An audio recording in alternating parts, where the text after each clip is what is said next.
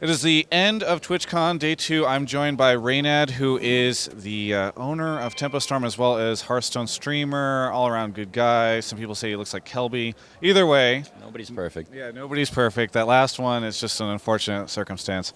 Reynad, what's going on with Tempo Storm these days? I was just in Vegas watching the Heroes team.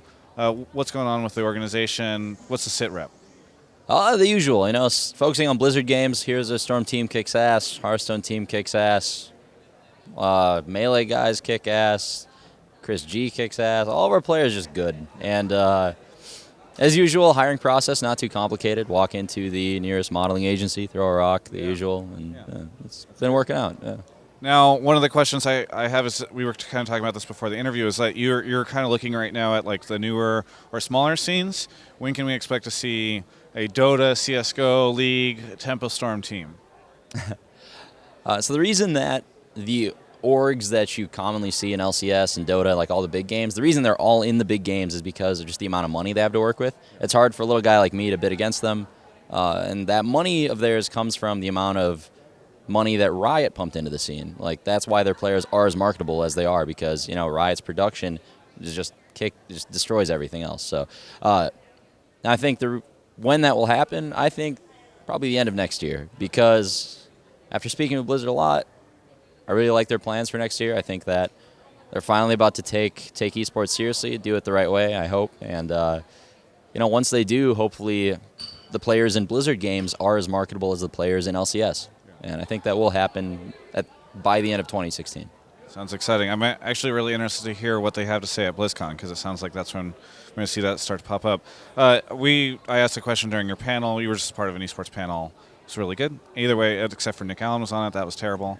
But there's lots of VC funding coming in, lots of big companies and groups of people with a lot of money looking at buying teams.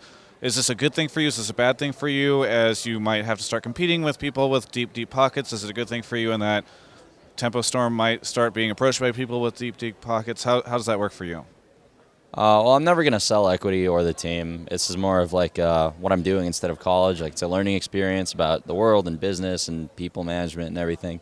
So I'm not looking to like flip it for money, like I see a lot of smaller teams do. It is going to suck. Well, what that funding is going to do is basically have a bunch of idiots come in, throw big money at like 19-year-old kids, get them to sign shit, and then eventually they'll get bored or pull out of the scene or be faced with the harsh realities of ROI in the industry when it comes to being a team owner. And player salaries are going to go through the roof. It's going to be a shitty bubble, and all I can do is be the best org to play for as a player, which I think so far I am. We have very player-friendly policies across the board. Renegades too, from what I've heard, and also like Team Secret, but I don't know if that's really an org. So anyway, all I can do is be as appealing as I can be to the players that we might potentially be looking to pick up, and hopefully it's good enough. But until I see where that money's going, can't really tell. You're making me feel really good about the Blizzard stuff, making me feel really scared about the VC stuff. Seems like next year's going to be really crazy. Yeah, I mean, you've been around esports for a while. I mean, you know what happens every time, people with deep pockets come in. They come in, they throw money around, get faced with reality, pull out, and some people in the scene are fucked over. Yeah. And hopefully that's nobody in my org once that all comes and goes.